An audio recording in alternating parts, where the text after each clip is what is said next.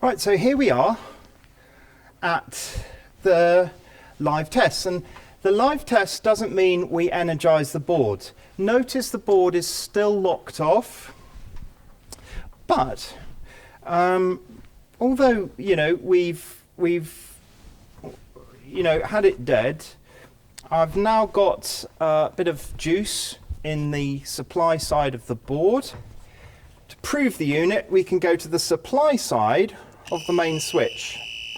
There we go. Supply side. We know there's 230 volts there, so we know that's working. And on the dead side, either the isolated side, we check that we have no power. Okay. So what's the first thing I need to do? For this test, I'm testing the external earth fault loop impedance system circuit. So that's the PFsC, the perspective earth fault loop current, or perspective external loop fault current. And for this, we're not using an R tester anymore. We're using AC to test it, which means that we have all our impedances in play due to inductive reactance and everything in the circuit. So we're not going to get an R number out of it, we're going to get a Z number. And the first Z number we're going to get is going to be the Z external Z.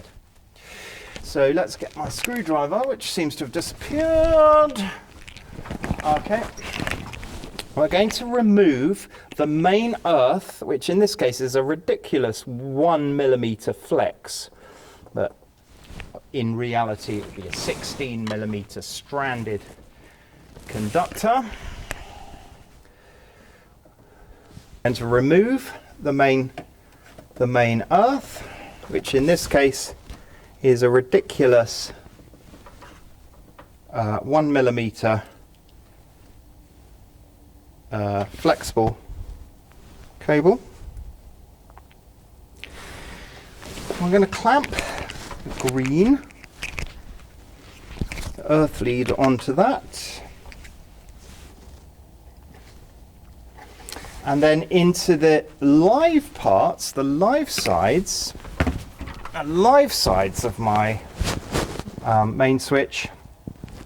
I'm going to orientate my probes appropriately, and then I'm going to select from the green section on this particular tester, the green sectors. Both dials need to go to green sectors. I'm going to look for the Z max, and that is from line to protective earth on the other dial. Line to protective earth. Now you can see already we're on 3 lead low testing. That can be changed by using the arrows to 2 lead high, which we're not going to do because that will restrict us by tripping all the RCDs upstream of us. So we're going to use 3 lead low. The first thing we've done is remove the main earth, because that's what we're testing.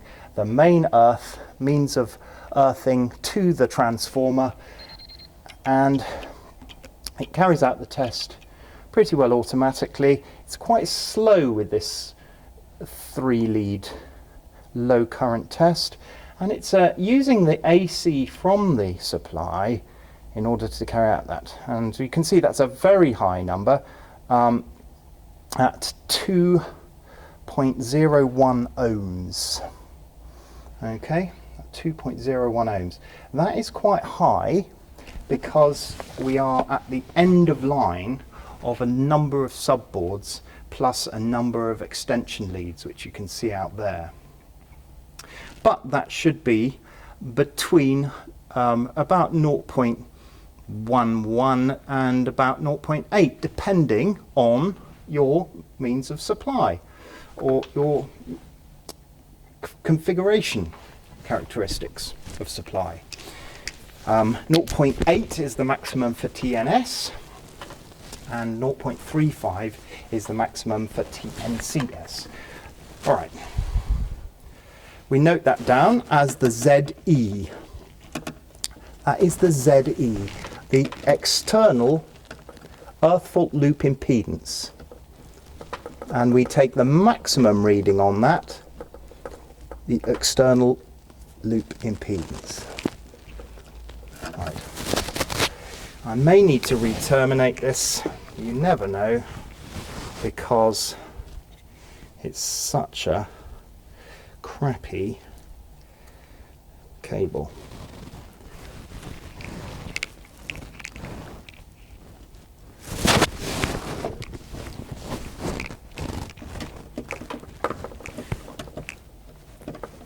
Don't forget, when you put this in for the final time, nobody's going to come and test it after you, so it needs to be good. So do the tug test as if you were building this installation first time round. Do the tug test. Yeah. There we go. Now I've done that somewhat messily, but my apologies for that. Now we've got two tests to do, which are the maximum prospective fault currents that we're expecting from this installation, bearing in mind this means of earthing. First is PFsC, the prospective earth fault loop current, and the second is the prospective short circuit current between line conductors. First thing we're going to do is test what the maximum circuit current is going to be between the line and the earth, or the CPC and the main earth, and then we're going to test the maximum prospective current that would happen if we had a short circuit between line and neutral. So, green, lead onto my earth bar, and just as before, we're going to put the probes in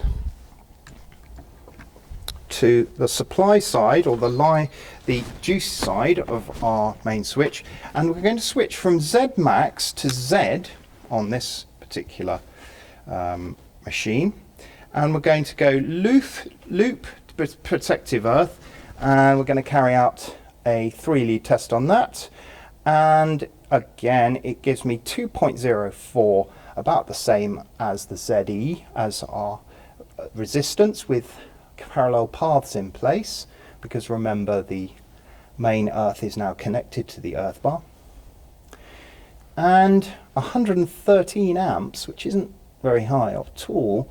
We'd expect something nearer 1000 or a kiloamp, so that's 0.113 kiloamps as our prospective earth fault current.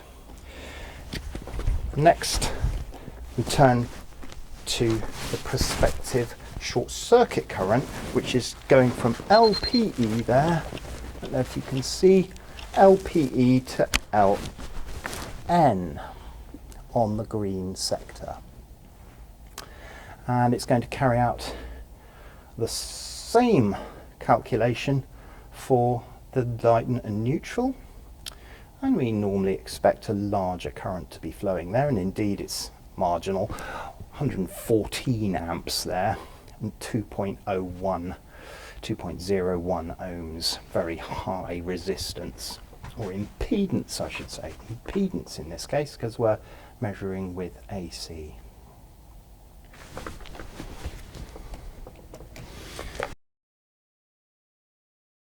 Right, I think I'll go through that again with you. So, line to prospective earth and Z max there. We're going to do our ZE test. The first thing we're going to do is remove the main earth from the earth bar.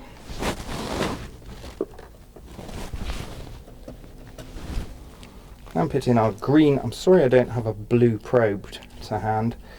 Making these films does take a lot of outside time, and that's just one compromise I'm willing to make at this stage. And ZE is coming up.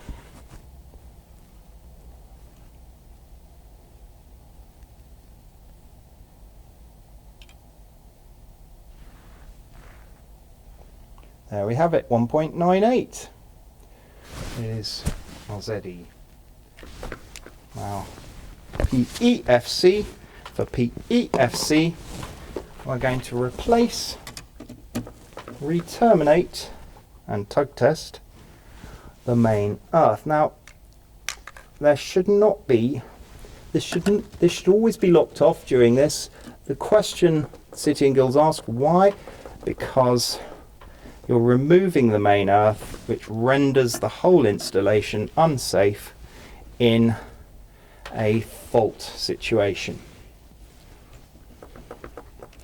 And places people vulnerable to electric shock. We changed from Z max to Z. We're still on L to P protective earth, and this could be done with a two lead test, high current test, but we're going to be doing it with the low current test. That's with the main earth in place. It's now carrying out its test. It does take a while, this low current test.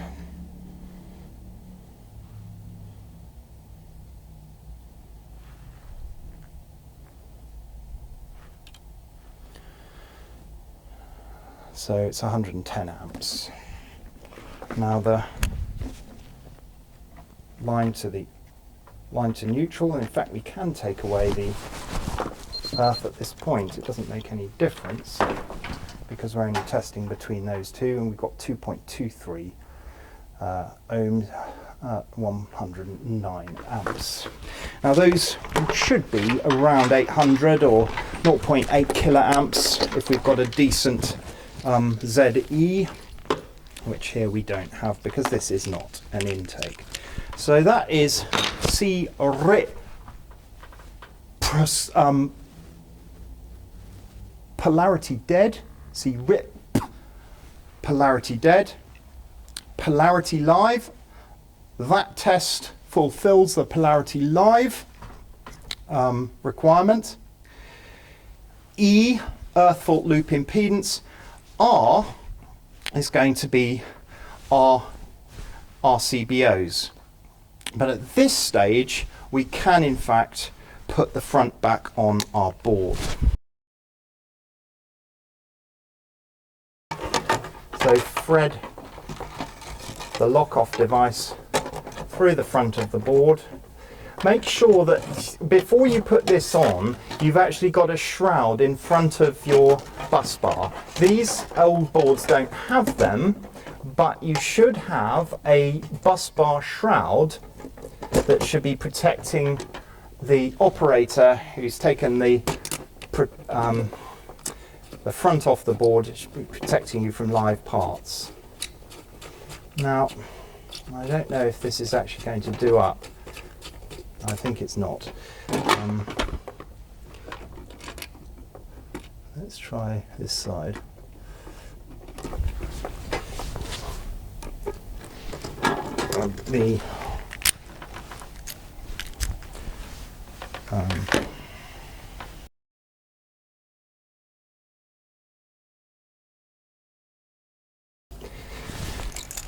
There we go. We can now liven the board if we need to. At this stage, all the fronts of your accessories should be back in place, and in fact, yes, you would be able to test your RCBOs. I'm not going to do it. I'm not going to liven the board up at this stage because I have a lot of IP ratings and accessible, well, we don't have accessible live parts, but we do have bare basic insulation which should not be visible outside of containment. So I'm not going to liven the board up further at this stage.